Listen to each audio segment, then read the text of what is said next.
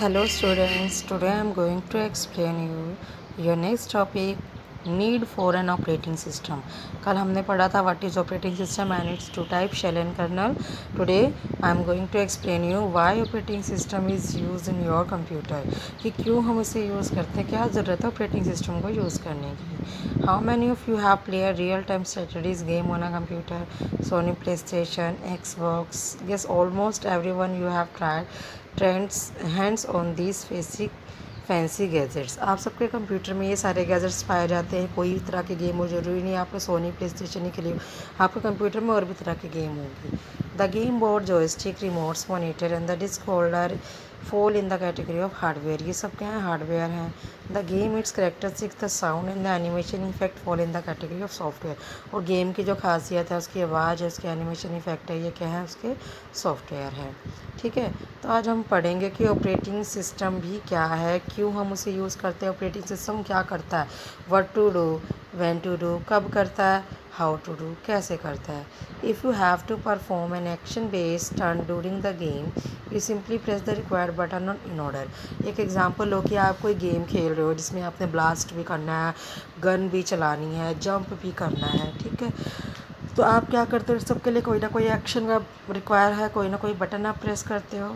This information is pass to the operating system. जब भी आप कोई बटन प्रेस करते हो कोई एक्शन परफॉर्म कराने के लिए, तो वो जो इन्फॉर्मेशन है वो ऑपरेटिंग सिस्टम के पास जाती है. Which takes care of the final outcome by handling. और वो क्या करता है? आपको आउटकम देता है, रिजल्ट देता है. What to do to perform a set of moves for the game character. वो क्या करेगा? मूव करने के लिए गेम को उस हिसाब से चलाएगा. When to do, when the required buttons are pressed in a correct sequence. कब करेगा? जब यूज़र कोई बटन दबाएगा तब करेगा. How to do, through proper communication with the application software. कैसे करेगा? एप्लीकेशन सॉफ्टवेयर से कम्युनिकेट करके, instructing it about the correct motion. और उसको इंस्ट्रक्शन देगा कि उसने क्या करना है. Of the player as seen on the screen. और जैसे स्क्रीन पर नज़र आना चाहिए वैसे ही उसको इंस्ट्रक्शन देगा कि वो ये काम करे. लाइक यूज़र को जंप करना है तो वो यूज़र को जंप करवाएगा. क्लियर है? अब हम देखेंगे functions of operating system. Function हम ऑलरेडी डिस्कस भी कर चुके हैं, वो फिर से रिपीट है, तो I am not going to explain you line by line. Processor management. Processor management मैंने बताया था सीपीयू मैनेजमेंट, कि सीपीयू की वर्किंग को ओवरऑल कंट्रोल करना, किस काम को कब अलोकेट करना है, किस प्रोसेस से करना है, उस काम को करने के लिए कौन सी एप्लीकेशन चाहिए, कौन सा सॉफ्टवेयर यूज़ करना है, ये सारे काम को कौन करता है? Operating system. मेमोरी मैनेजमेंट क्या होता है? मेमोरी को मैनेज करना, कि किस तरीके से मेमोरी एलोकेट करनी है, कब किसी काम को स्टोर करना है प्रोग्राम में. अगर कोई फ़ाइल सेव हो रही है तो उसको मेमोरी की कौन सी लोकेशन पे सेव करना है, उसे रैम में सेव करना है, रोम में सेव करना है, ये काम भी किसका है? ऑपरेटिंग सिस्टम का. Device management. Input output devices को मैनेज करता है. किसी काम को करने के लिए जो डिवाइस चाहिए, अगर किसी से कोई रिक्वेस्ट आई है, लाइक नाम लिखते हुए कीबोर्ड के बटन्स प्रेस हुए हैं तो कीबोर्ड से रिक्वेस्ट आई है, तो क्या करेगा? वो उसके अकॉर्डिंग उसको मैनेज करता है. File management. फाइल को क्रिएट करना, फाइल को डिलीट करना, फाइल को ट्रांसफ़र करना, कॉपी करना, फाइल को स्टोर करना. फाइल से रिलेटेड सारे काम भी ऑपरेटिंग सिस्टम करता है. सिक्योरिटी. पासवर्ड प्रोवाइड करके कंप्यूटर को सिक्योरिटी देता है. और क्या से प्रोटेक्शन देता है? Protection against unauthorised access through login and password. अगर किसी यूज़र को हमारा पासवर्ड नहीं पता, वो रॉन्ग पासवर्ड फिल करेगा, तो वहाँ पे प्रोटेक्शन देता है. Protection against instruction by keeping the firewall active. Virus आने से बचाता है. Protecting against malicious access to system memory. Memory में वायरस जाने से बचाता है. Displaying message related to system vulnerabilities. और कंप्यूटर सिस्टम में अगर कोई प्रॉब्लम है, लाइक कीबोर्ड की वायर लूज़ है, वायर कनेक्शन के रिगार्डिंग मैसेज दिखाता है. ठीक है, तो सिक्योरिटी प्रोवाइड करता है. Error detection. From time to time the operating system check the system for any kind of external threats or malicious. बार बार टाइम टू टाइम ये चेक करता रहता है कि कंप्यूटर में किस तरह की कोई मिस्टेक तो नहीं है, किस तरह की कोई वायरस की एंट्री तो नहीं हुई है. It also check the hardware. ये हार्डवेयर को भी चेक करता है ताकि हार्डवेयर में किस तरह के कोई डैमेज तो नहीं हो गया, सब के सब ठीक है. Job scheduling. कब किस काम को पहले करना है, जॉब शेड्यूलिंग का काम भी करता है. तो आइए हम देखेंगे next topic. It is very easy and very interesting topic. Types of operating system. की ऑपरेटिंग सिस्टम के टाइप क्या हैं. In the past 3 decades computer have taken a giant STRIDE towards excellence in high performance.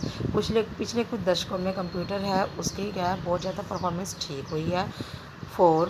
Physical configuration. Computer have martials here miraculous transformed into one of the most powerful yet completely portable device. और कुछ एक चमत्कार सा computer की field में आ गया है। तो आइए हम ऑपरेटिंग सिस्टम के टाइप देखेंगे। सिंगल यूज़र ऑपरेटिंग सिस्टम, इनके नाम से ही इनके टाइप्स क्लियर हो जाएंगे। सिंगल यूज़र ऑपरेटिंग सिस्टम क्या है? ऐसा ऑपरेटिंग सिस्टम जिसमें एक यूज़र होता है। Single user operating system was the initial version operating system was when the concept of multi threading and multi user were yet to be exploited properly.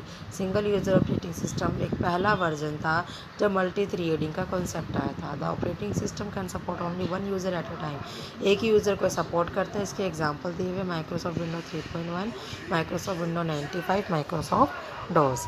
उसके बाद है graphical user interface GUI। The operating system is graphic based and interactive in nature. ठीक है, तो graphical user interface क्या है? इसमें क्या होता है? ग्राफिक बेस्ड होती है।